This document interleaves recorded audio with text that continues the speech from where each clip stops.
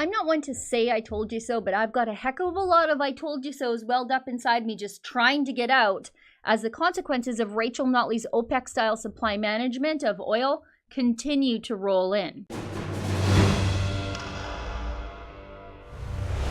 The NDP United Conservative Party plan to curtail Alberta oil production is blowing up in their faces in an epic way. But let's go back a little to refresh everybody's memory. The decidedly unconservative idea to have Alberta's overwhelmingly inept left-wing government intervene to cut production of oil, to basically take command of the oil economy, to manipulate the price and sell through a glut of oil that Alberta was sitting on due to lack of pipeline access, came from an unlikely source. United Conservative Party leader Jason Kenney. Kenney's idea to manipulate the oil price was an easy sell to NDP Premier Rachel Notley, who has always wanted control over the supply of oil. It was an idea that if proposed by Greenpeace, we would all say, yeah, no. It was basically an embargo on Alberta oil, while Canada still imports hundreds of thousands of barrels of foreign oil every single month.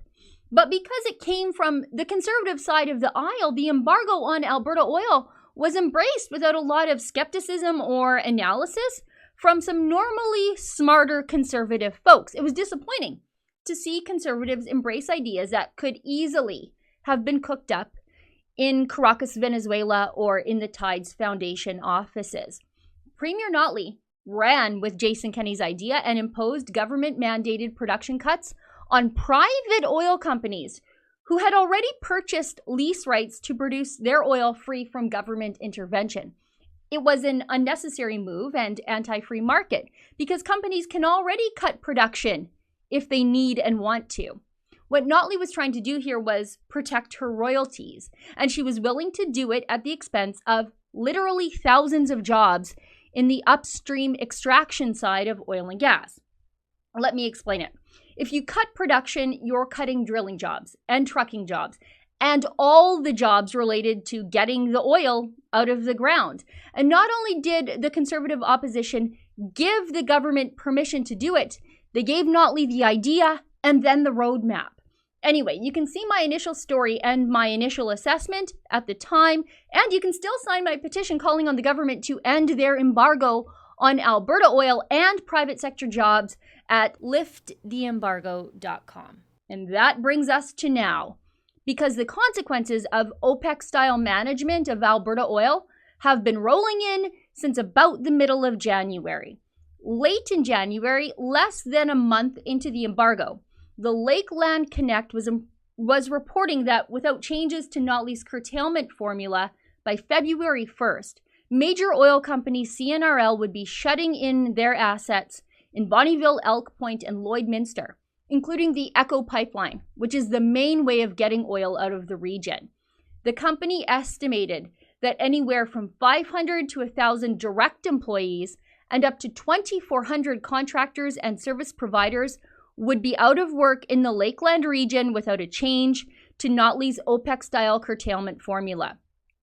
By February 1st, the government intervened and announced that it would be easing the limits on production for February and March for CNRL, allowing the company to avoid those massive promised layoffs. Notley's plan to curtail oil nearly ended a pipeline and up to 3,400 jobs associated with just one company. And by easing curtailment to prevent job losses, the government proved my initial assessment correct. Curtailment costs upstream jobs. And when Notley eased the curtailment for CNRL, she claimed this was as a result of the success of her program instead of the clear and obvious failure and lack of foresight.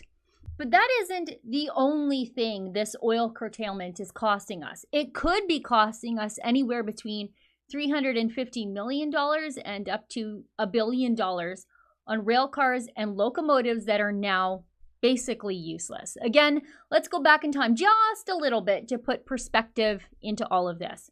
Back in November, Premier Notley told two separate Ontario audiences that the province of Alberta would be buying roughly 80 locomotives and 7,000 rail cars to meet a goal of shipping an additional 120,000 barrels of oil per day in lieu of an actual pipeline. Notley told the crowds the government was just weeks away from finalizing the purchase. We need to increase takeaway capacity by buying rail cars. Now, don't mistake me. This is also not the long-term solution. New pipelines are the long-term solution. More upgrading and refining, as I said, is the long-term solution. Additional rail is a medium and short-term measure. Now, Reuters reported that, and I quote, Alberta had proposed a joint purchase with the feds of 2 unit trains worth of capacity, an estimated one-time capital cost of about $350 million. But according to experts cited by CTV, her plan costs somewhere upwards of $1.05 billion, 3 times what Notley told the crowd, for Alberta to become the proud owners of 7,000 rail cars at $150,000 a pop, and that's just for the cars. That doesn't include the locomotives. Now I want to show you this article. It comes on February 1st, just a day after Rachel Notley claimed that her curtailment program had been such a smashing success. Imperial Oil is cutting its crude by rail shipments from 168,000 barrels per day in December to near zero this month. And its CEO is placing the blame squarely on the Alberta government oil production curtailment order. CEO Rich Kruger said the cuts ruined the economic case for shipping oil by rail to customers in the United States. He told investors, and I quote, now because of the drastic and dramatic manipulation and impact on differentials, takeaway capacity is now being idled. That is a sad state, a very tangible example of what we believe is an ill-advised, ill-informed, negative consequence of this curtailment order. And the Financial Post is now reporting that rail volumes fell 56% in the first week of February compared with 3 weeks earlier, down from a high in early December, before the UCP-enabled NDP meddling in the oil economy had a chance to reveal the real damage. And what does this all mean besides continued job losses in upstream production and the continued evacuation of oil field investment to smarter, freer jurisdictions that won't just reach their hands in and meddle in a business plan after the fact? Well, it means that Rachel Notley's dreams of being the fat conductor of Thomas the Tank Engine fame are being curtailed too. Her, or rather our proposed new 7,000 rail cars and 80 locomotives are basically useless. A third of $1 billion taxpayer dollars, all the way up to $1 billion taxpayer dollars, could be wasted if this deal is done on these rail cars, because the government and their enablers didn't have the foresight to see what they were about to do with their Venezuelan-style command and control on the oil patch. And none of the major Alberta parties are talking about any of this extreme boondoggle, because they are all to blame for it.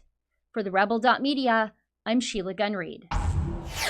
Hey, did you know that there is another way to get your Rebel Media fix? All of our premium shows are available as downloadable podcasts. You can find them at therebel.media/listen or on any of your major podcast directories. And while you're there, do not forget to leave us a 5-star review.